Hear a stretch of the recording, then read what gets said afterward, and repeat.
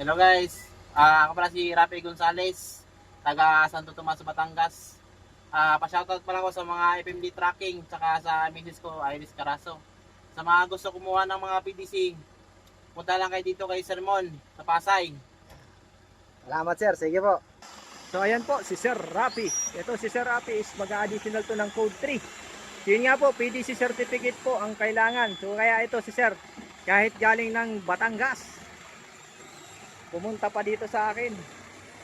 So wala kasing code 3 at code 8 sa kanila. So yung mga gusto mag-additional code 3 at code 8, mag-PM lang mga sir. PDC certificate po requirements natin para makapag-additional code tayo.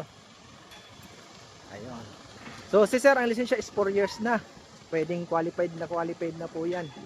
Isasabay nila renewal. Yung mga gusto naman mag code 8, ito naman si sir.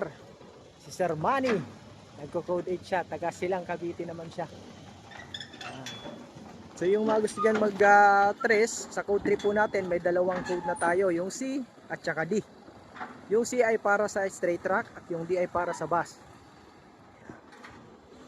So si sir, ang kinuha nito ay dalawang code, C at saka D. So magkaiba kasi ang bayad po nun, pero kung gusto nyo maka-discount, PM lang mga sir.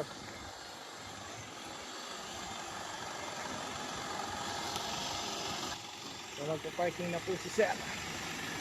Ayan. So follow nyo po yung page ko sa TikTok, YouTube, PDC by Sermon po. So mag-PM lang po sa mga gusto dyan mag-additional code.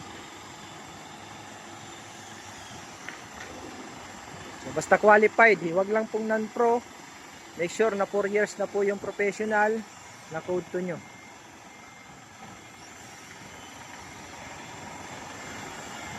Yan. Up! Ayos! Okay sir, yan. Yan o. So yan po yung mga gustong mag-add ng code 3 at code 8, PM lang po. So, salamat po and God bless po sa inyong lahat.